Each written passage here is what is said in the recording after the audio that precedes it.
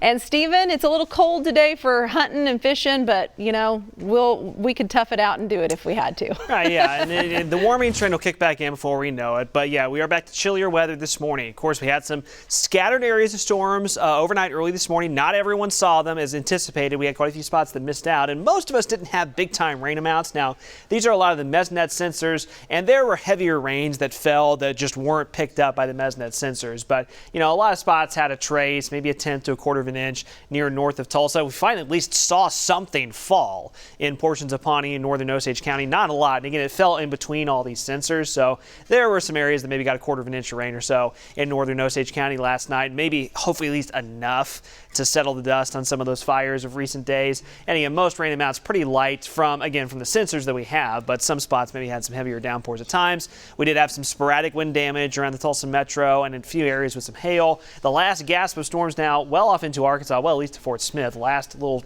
downpour storms clearing southern Flora County, but there are a lot of severe thunderstorm warnings out ahead of that line with the cold front surging into Arkansas where there's still a lot of humidity. Chilly north winds, though, have returned as we take a look from Owasso this morning, and you're going to want to bundle up out the door. Those wind gusts currently 20-25 miles per hour, if not a little stronger, and they'll be that way this morning. Temperatures 30s, wind chills in the 20s north and northwest of Tulsa right now. 40-degree weather in the metro, 40s in southeastern Oklahoma. By this afternoon, again, there's still some clouds hanging around this morning. By this afternoon, we're looking at a lot of sunshine, highs upper 50s and low 60s, so a cooler day.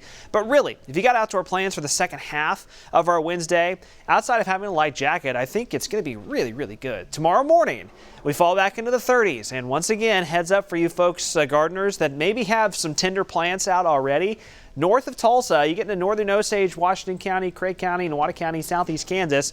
I've got us about 33 to 35, but some valley locations may dip to the freezing mark in the morning. So there's some frosty potential north of Tulsa in the morning. Some high clouds roll in tomorrow, but I think Thursday is going to be outstanding. Low 60s and winds lighter than we've been here recently. We'll head you into the first part of Easter weekend. And chilly, Good Friday morning, Good Friday afternoon.